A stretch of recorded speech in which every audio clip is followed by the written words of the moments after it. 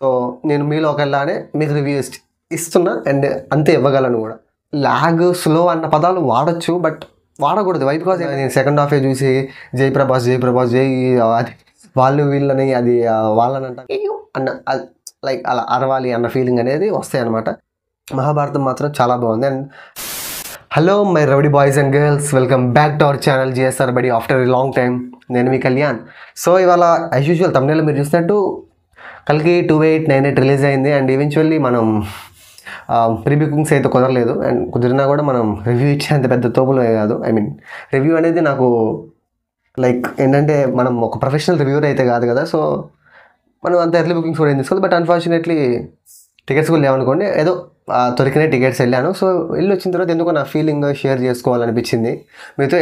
Maybe నా opinion తీసుకొని ఒక ఇద్దరు వెళ్ళినా that was good man, because the movie is good. So ఏంటి ఎలా అనేది మొత్తం ఫర్దర్గా చెప్పుకుందాం. అండ్ నేను ఒక ప్రొఫెషనల్ రివ్యూర్ అయితే కాదు, సో ఆ విషయం మీకు తెలుసు. మీరు డైలీ యూట్యూబ్లో చూసే అంత ప్రొఫెషనల్గా నేను సినిమాటోగ్రఫీ అంటే ఏంటి, స్క్రీన్ ప్లే అంటే ఏంటి, అది ఇదే అని ఈ టెక్నికల్ ఆస్పెక్ట్స్ ద్వారా నేను మూవీ ఎలా ఉందని చెప్పలేను. ఎవరైతే వీడియో చూస్తున్నారో మీరు ఎలా చూసారో, నేను కూడా సినిమాకి వెళ్ళే ముందు అలా చూసి వెళ్దాం అనుకున్నా. బట్ అప్పటికి ఎవరు ఇంకా పెట్టలేదు.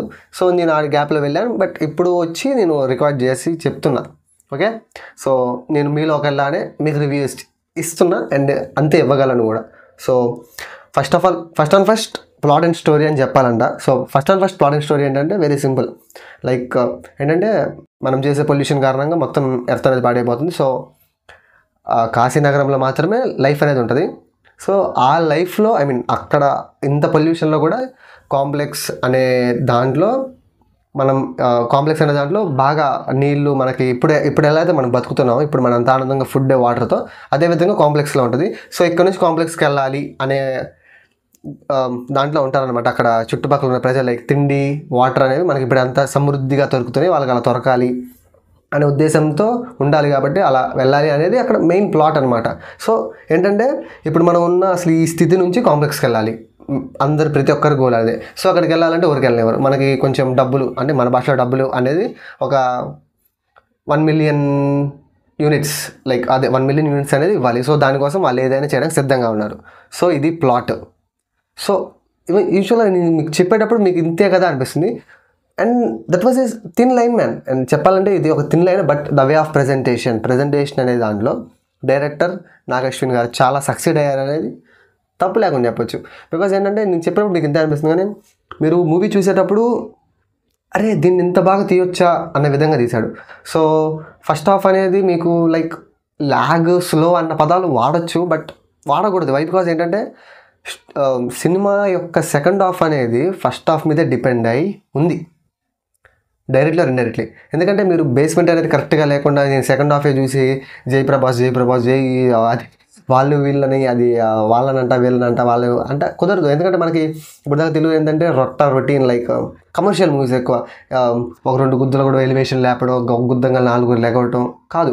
ఏంటంటే ప్రతి క్యారెక్టర్ యొక్క ఇంట్రడక్షన్, ప్రభాస్ గారు కానీ, బిగ్ బి అమితాబ్ బచ్చన్ గారు కానీ, దీపికా పడుకోని గారు కానీ అండ్ ఉన్నారు ఫర్దర్గా, నేను ఇంకా పేర్లు ఏం ప్రిపేర్ అవ్వలేదు. సో వాళ్ళ ప్రతి క్యారెక్టర్ యొక్క ఫ్లాష్ బ్యాక్ అనేది మనకి, ప్రతి క్యారెక్టర్ యొక్క క్యారెక్టరైజేషన్, వాళ్ళ ఫ్లాష్ బ్యాక్ ఏంటి, అశ్వత్థామ ఎలా వచ్చాడు, అసలు ఆయనకి ఆ షాప్ ఎలా వచ్చింది, ఈవెన్చువల్లీ ఇలా అది మొత్తం స్లోగా మెల్లగా ఎలాగైతే గామి మూవీలో మనకు ఉన్న స్లో పేస్ అదే విధంగా వస్తుంది. అండ్ అక్కడ నాకు తెలిసి కొంచెం బీజిఎంతో ఏమన్నా ఎఫెక్ట్ చేయగలిగితే బాగుండేదేమో. But okay, that was fine man. ఎందుకంటే దాన్ని అంతకుమించి మనం చేయగలిగేది లేదు. మ్యాక్సిమం అంటే ఒక డైరెక్టర్కి తెలిసినంత విషయం మనకి తెలియదు టెక్నికల్గా. సో చేశారు. సో ఓకే, ఫస్ట్ హాఫ్లో 70% అనేది అలా నీకు స్టోరీ ఎస్టాబ్లిష్ చేయడానికి టైం తీసుకున్నారు. అండ్ తర్వాత ప్రీ ఇంటర్వెల్ ముందు నుంచి మొదలవుతుంది భయ్య. ఎప్పుడైతే స్పాయిలర్ అలర్ట్ ఏమో మేబీ దీపికా పడుకోని గారిని తీసుకెళ్తారు. సో తను ఎప్పుడైతే కాంప్లెక్స్ నుంచి బయటకు ఎస్కేప్ అవుతుందో అక్కడి నుంచి మూవీ స్టార్ట్ అవుతుంది భయ్య. That was awesome. అక్కడ నుంచి ఇంకా మూవీ స్టార్ట్ అవుతుంది. ర్యాంప్ ఇంకా అలా పీక్స్లోకి వెళ్ళి నీకు ప్రీ ఇంటర్వెల్ ముందు బ్లాక్ పడుతుంది. సో అక్కడ నీకు కరెక్ట్గా నా అంచనా ప్రకారం ఏంటంటే ప్రీ ఇంటర్వెల్ ముందు మీకు ఏదైతే బ్లాక్ పడిందో అది పడింది కాబట్టి తర్వాత మూవీ అనేది ఫర్దర్గా ఆడియన్స్ అనేవాళ్ళు కూర్చొని చూశారు. అండ్ ఇదే ప్లేస్లో కనుక ఇంటర్వెల్ దాకా కూడా వెళ్ళి ఉంటే మేబీ మిక్స్డ్ టాక్ అనేది ఖచ్చితంగా బయటకు వచ్చేది. బట్ నాగశ్విన్ గారు చాలా కేర్ తీసుకొని అలా డిజైన్ చేసుకున్నాను. ప్రింటర్ నుంచి ఇలా పైకి లేపుకొని గ్రాఫ్. సో అదేవిధంగా కంటిన్యూ చేసి ఇంటర్వల్ తర్వాత కూడా కంటిన్యూ చేసి దింపి, అండ్ అక్కడ మధ్యలో కొంచెం డిప్ అవుతుంది, అండ్ మధ్యలో చాలా క్యామియోస్ వచ్చినాయి, అన్వాంటెడ్ క్యామియోస్. అంటే లైక్ ఏంటంటే అక్కడ కూడా సేమ్ ఇదే ఫ్లాట్గా ఉందన్న టైంలో క్యామియోస్ వచ్చి కొంచెం లైట్గా అయ్యో అన్న లైక్ అలా అరవాలి అన్న ఫీలింగ్ అనేది వస్తాయి అనమాట. సో ఈ క్యామియోస్ విషయం పక్కన పెడితే ఇంకేమవుతుందంటే తర్వాత సో తర్వాత అండ్ ఒక్కొక్క క్యారెక్టర్ ఏంటి అనేది మనకి బయట పడుతుంది. సో అర్థమవుతుంది, అండ్ అక్కడ ఇది సో ఇది స్టోరీ అనమాట. అండ్ తర్వాత యాక్టింగ్ వైజ్ వచ్చేస్తే everyone did a well job. వాళ్ళు ఖచ్చితంగా వాళ్ళ యాక్టింగ్ అయితే, ఎందుకంటే అమితాబ్ బచ్చన్ గారిని మనం యాక్టింగ్ చేయలేదు దాన్ని క్వశ్చన్ చేయడానికి లేదు, because he is a great actor as usual. And Prabhas గారు అండ్ దీపికా పడుకోని గారు అండ్ విజయ్ దేవరకొండ గారు కూడా ఉందని మీకు ఆల్రెడీ ప్రభాస్ గారు చెప్పేసేసారు. సో నేను స్పాయిలర్ అలర్ట్ ఏం కాదు. అండ్ దుల్కర్ సల్మాన్ గారు. సో ఇలా వాళ్ళు ఇచ్చిన రోల్స్లో అందరూ చాలా బాగానే చేశారు. That was good man. నాకైతే నచ్చింది. యాక్టింగ్ వైజెస్ నాకు ఎటువంటి కంప్లైంట్స్ లేవు, అండ్ ఇవ్వడానికి కూడా they are not small actors also. Okay. And direction wise Nag Ashwin bro, you have Rajamouli garu trend set చేశారు. మీరు ఆ ట్రెండ్ ఫాలో అవుతూ ఇంకో ట్రెండ్ సెట్ చేశారనేది నా ఒపీనియన్. అండ్ సినిమాటోగ్రఫీ అంటే ఏంటో నాకు ఐడియా లేదు, బట్ ఐ థింక్ దాంట్లో మనం వేలు పెట్టి చూపించడానికి సినిమాటోగ్రఫీ అన్న గ్రాఫిక్స్ గ్రాఫిక్స్కి అండ్ ఈ టెక్నికల్ ఆస్పెక్ట్స్ నాకు తెలిసినంత వరకు నేను తెలుగులో ద బెస్ట్ టెక్నికల్గా చూసిన ఫిలిం అని అయితే చెప్పగలను. మేబీ బ్రహ్మాస్త్రం అయితే థియేటర్లో ఎక్స్పీరియన్స్ చేయలేదు. సో ద బెస్ట్ నా వరకు అయితే ఇది. ఎవ్రీథింగ్ సినిమాటోగ్రఫీలో వస్తాయేమో అనుకుంటున్నా. సో దాంట్లో అయితే ఇది. And sound designing and music నాకైతే బీజిఎం ఓకే, నాకు నచ్చింది బీజిఎం. సౌండ్ డిజైనింగ్ అంటే లైక్ వచ్చింది, సౌండ్ డిజైన్ ప్రతి చోట నీకు మెర్జ్ అయింది. So sound designing and music is very good man.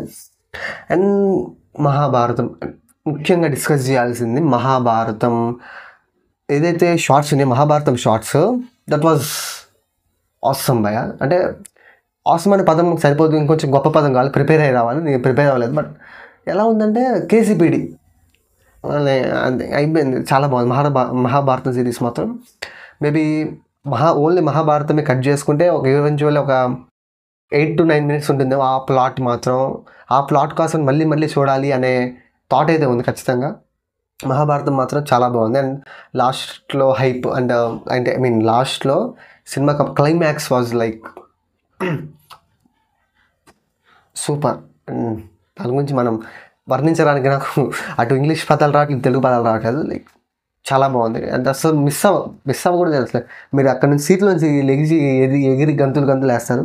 చాలా బాగుంది. ప్రతి ఒక్క అంటే మనం ది సుప్రీం గాడ్స్ ఎవరైతే అనుకుంటున్నారో మన మైథాలజీ ప్రకారం వాళ్ళందరినీ చూపించుకుంటూ వస్తారు. అండ్ లాస్ట్లో మనకి ఎవరు కమల్ హాసన్ గారిది కూడా ఒక సంథింగ్ ఉంటుంది. సో అది కూడా చూపిస్తారు మనకు. అప్పుడు ఏందిరా బాబు, ఏం ప్లాన్ చేశాడు రా బాబు నాగేశ్వర బాబు అని మైండ్ పోతుంది అనమాట. సో సినిమా స్టార్టింగ్ ఒకసారి మొదలుపెట్టిన తర్వాత మధ్యలో వాళ్ళు అరుస్తున్నారు వీళ్ళు అరుస్తున్నారు ల్యాగ్ అనిపిస్తుంది అనే ఉద్దేశం లేకుండా చివరి వరకు చూడండి, ఖచ్చితంగా నచ్చుతుంది. ఏదో ఫస్ట్లో సగం చూసేసి half baked cake, cinema lag ఉంది, స్టోరీ బాగాలేదు, సరిగ్గా ఎస్టాబ్లిష్ చేయలేదు, అది ఇది అంటే కుదరదు. సినిమా స్టార్టింగ్ నుంచి ఎండింగ్ వరకు చూస్తేనే మీకు క్లారిటీ వస్తుంది. Okay, cinema is nice man. Yeah, మీకు మెయిన్గా నేను చెప్పడం దట్స్ ఓకే ఫైన్ మ్యాన్. ఏంటంటే ఇప్పుడు నేను ప్రభాస్ గారిది యాక్టింగ్ బాగుంది, అది బాగుంది, ప్రభాస్ గారిది ఇది బాగుంది, అది బాగుంది అంటే మీకు లైక్స్ వస్తాయి కదా, దట్స్ ఫైన్. లైక్స్ వస్తాయి ఖచ్చితంగా అంటే దట్ వాస్ ఫైన్. బట్ మనం నాకు పర్సనల్గా నచ్చింది ఏంటంటే దీపికా పడుకోని గారు ఎస్కేప్ అవుతున్నప్పుడు టనల్లోంచి వస్తున్నప్పుడు ఫైర్స్ ప్లస్ బీజిఎం అనేది నాకు అక్కడ వేరే లెవెల్ హై వచ్చింది. అంటే మహాభారతం సిరీస్కి plus Prabhas elevations plus Ashwatthama ఎలివేషన్స్కి plus Kamal Haasan that was అదొక సైడ్. బట్ ఈ ఎలివేషన్కి నాకు చాలా హై వచ్చింది బ్రో. నాకు అసలు ఆ ఎలివేషన్ నాకు ఇప్పటికి కూడా మైండ్ నుంచి పోవట్లేదు. అంత బాగా ఎలా వచ్చింది, అంత బాగా చాలా బాగుంది. నాకైతే పర్సనల్గా అది మాత్రం నాకు పర్సనల్గా చాలా నచ్చింది. అండ్ ఎందుకు అంత ఎలివేషన్ వచ్చిందంటే పర్సనల్గా అది మదర్ సెంటిమెంట్ ప్లస్ లోపల ఒక నెక్స్ట్ జనరేషన్ ఉంటుంది, ప్లస్ తనని అమ్మ అని ఇవ్వడం. సో ఈ ఫీలింగ్ వల్ల మేబీ నాకు అంత కనెక్ట్ అవ్వచ్చాము. సో నా కనెక్ట్ అయిన వాళ్ళు ఎవరైనా ఉంటే కామెంట్ చేయండి. And yup, that's it man. అంతకుమించి నాకు పెద్దగా చెప్పడం తెలియదు. So that's it. Thank you all for watching. ఏమన్నా తప్పులు చెప్పుంటే I apologise you. Okay, and thank you. వాళ్ళ వీడియో వచ్చి లైక్ చేయండి, షేర్ చేయండి అండ్ సబ్స్క్రైబ్ చేసుకోండి. Thank you.